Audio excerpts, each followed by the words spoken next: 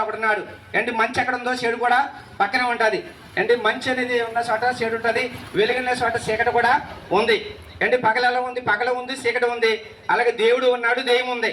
ఏంటి దేవుడు ఏం చేస్తాడు? మంచి చేస్తాడు. దెయ్యాలు ఏం చేస్తాయి? ఏంటి హాని చేస్తూ ఉంటాయి.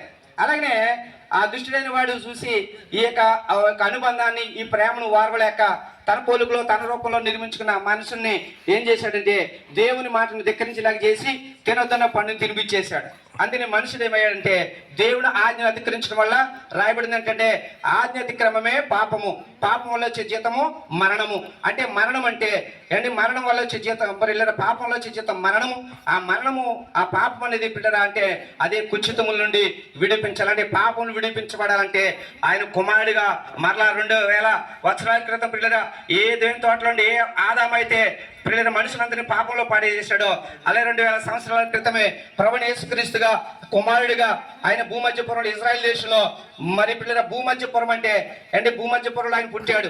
అంటే భూమధ్యపురంలో ఆయన పుట్టాడంటే ఆయన చెప్పాడు, భూమికి అంత నివాసులారా మీరు నా వైపు చూసి రక్షణ పొందండి అని చెప్పారు. కనుక ఆయన కుమారుడిగా ఈ లోకానికి రావడం జరిగింది. అంటే ఆయన ఎవరైతే పిల్లల ప్రేమిస్తారో ఎవరైతే ఆయన ప్రేమిస్తారో ఆయన వారి పాపం నుండి విడిపిస్తాడని రాయబడింది. దేవుడికి స్తోత్రం. కనుక పిల్లరా ఆ కుచితం నుండి విడిపించబడితే దేవుడు మరలా సమాధానకర్త అయిన దేవుడు మరలా దేవుడితో సృష్టికర్త దేవుడితో సమాధాన పరచబడతాం. అందుకు పిల్లరా మనము మోక్షం వెళ్ళాలంటే, పరలోకం వెళ్ళాలంటే, దేవుని దగ్గరికి చేరాలంటే మరి దేవుని కుమారుడిగా ఆయన మార్గమును, సత్యమును, జీవము నేనే ఆయన ప్రభువుని యేసుక్రీస్తు చెప్పారు.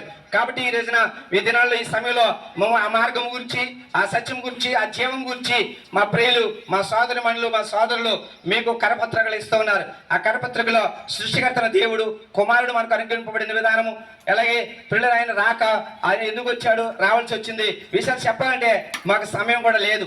చెప్పబడిన సంగతుల్లో నేను ఇంకా చెప్పాలంటే చాలా విషయాలు ఉన్నాయి. కానీ మీరు తెలుసుకోవాలని ఆశ ఉంటే మీ తరపున మేము ఇచ్చిన పత్రికల్లో ఒక ఫోన్ నెంబర్ కూడా వేయబడింది, ఒక అడ్రస్ రాయబడింది. ఈ ప్రాంతంలో మరి పిల్లల మరి రవికుమార్ గారు వారు మరి దేవుని అంగీకరించారు. కాబట్టి ఈ ప్రాంతంలో మీరు ఏమన్నా ఇంకా యేసు ప్రభు గురించి తెలుసుకోవాలనుకుంటే స్పష్టంగా మీరు ఇంకా ఆశపడి ఉంటే కనుక మీ జీవితంలో ఇంకా మరి పిల్లరా ఏమన్నా మీ ప్రార్థన అవసరాలు ఏమన్నా, మీ జీవితాల అవసరాలు ఏమన్నా ఆ పత్రికలో ఫోన్ నెంబర్ ఉంది. మీరు ఫోన్ చేసినట్లయితే వారు మీకు వచ్చి మీ కొరకు ప్రార్థన చేస్తారు. కనుక మరి దేవుడు ఇదేనా కుచితమును విడిపించేవాడు, పాపను విడిపించేవాడు అనే విషయాన్ని మీకు చెబుతున్నా.